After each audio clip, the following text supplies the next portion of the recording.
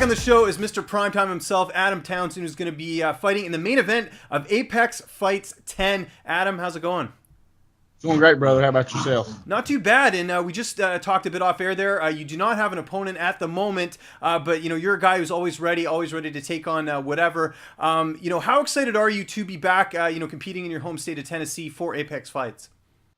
Yeah, I get a lot of questions like, when are you going back to RFA? What are you doing next? Blah blah blah. And I tell everybody, RFA, they've been great with me. They want me back. I'm pretty sure I can go back with them whenever.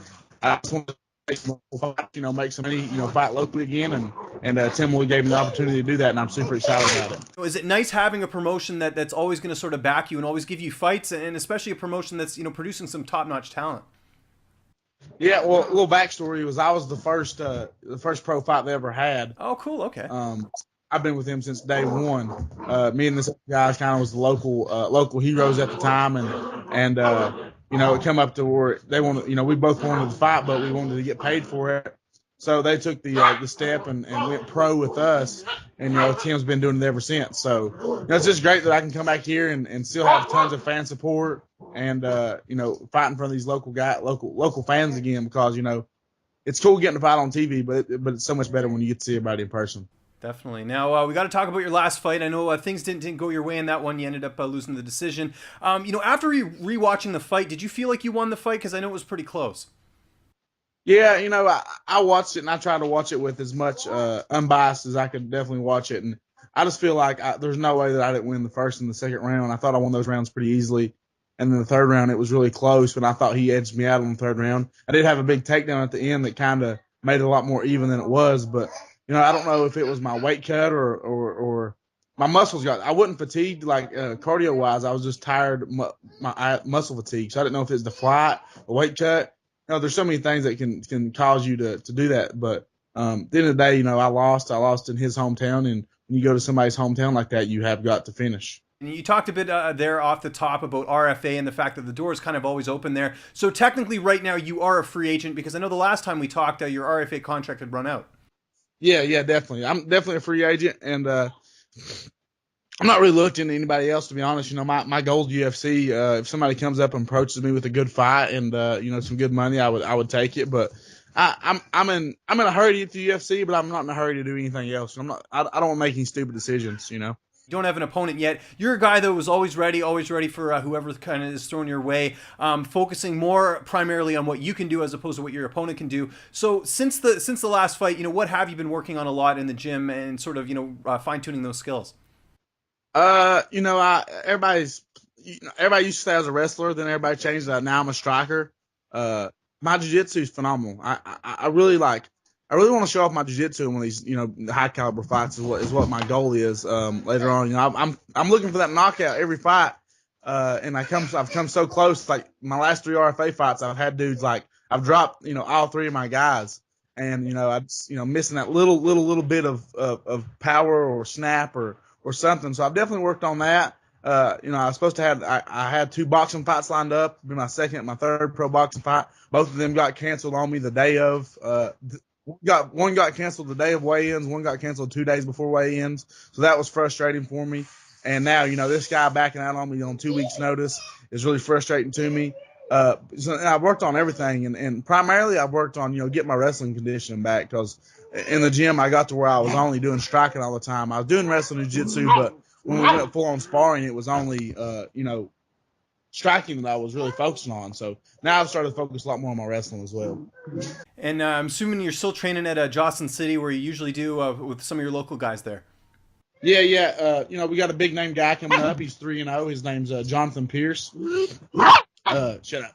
And we've got another kid that's fighting on the card with me as well. So it's been good to have a good camp, with some guys, because it's been a couple, probably my last 3 camps, I've not had anybody that would in the gym consistently, and that's always makes it hard when you don't have a lot of guys in there, consistently getting ready for a fight at the same time you are. So that's a good thing. Another good thing about fighting locals, I got guys getting ready with me as well.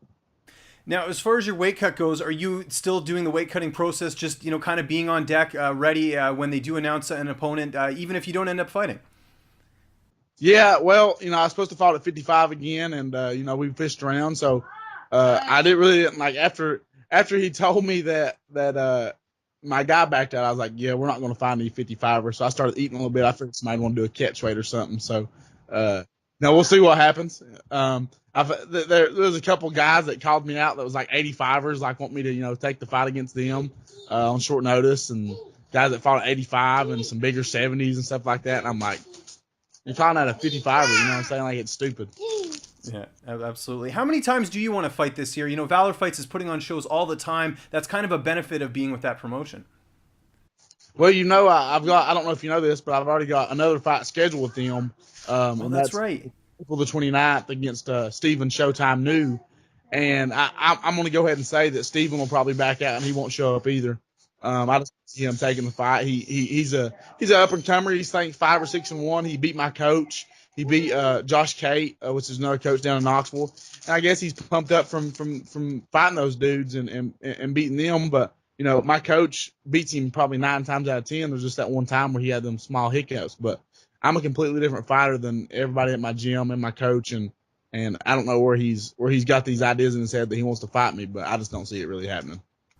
Now, let's say you do fight March 19th. What would be the best case scenario for you in terms of a finish? I know you're a knockout guy. I know you like getting a submission too. Is there sort of a picture perfect ending you'd like?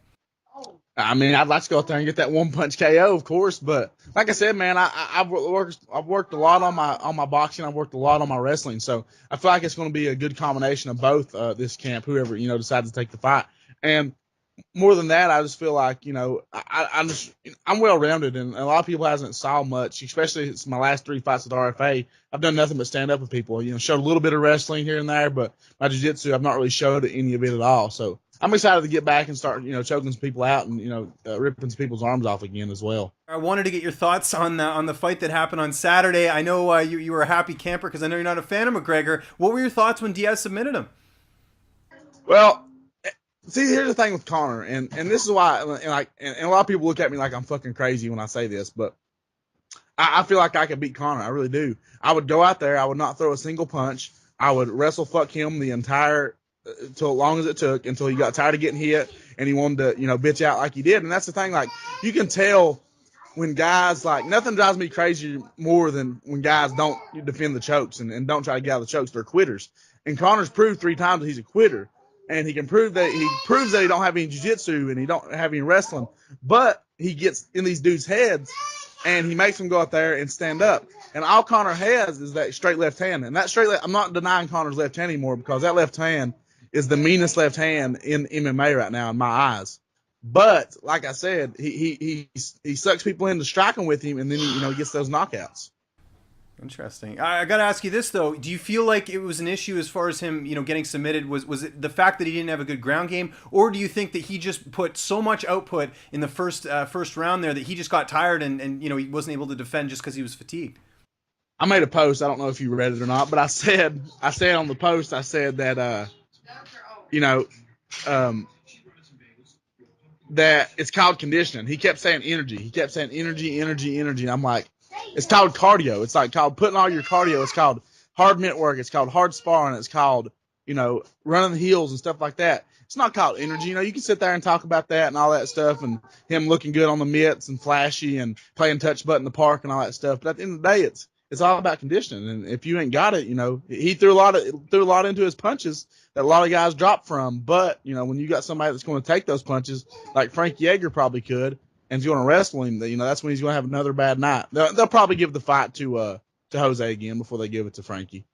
I think so too, but hopefully you end up getting a fight here March 19th. We'll definitely be keeping our eyes peeled. Hope you end up getting the fight you wanted in the main event at Apex Fights 10. Adam, always appreciate you joining me here on the program. Just remind my audience where they can find you on social media and give any thank yous or shout outs. The floor is yours. Definitely want to thank Tim Lloyd, first of all, for letting me, come back for Apex and fight locally. And he's worked really, really hard on, finding me another opponent.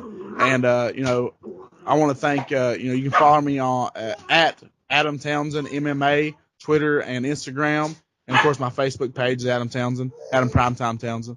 And, then we've got, of course, my team, my coaches, Dustin Wild. Back on the show is Mr. Primetime himself, Adam Townsend, who's going to be fighting in the main event of Apex Fights 10. Adam, how's it going? It's going great, brother. How about yourself? Not too bad, and we just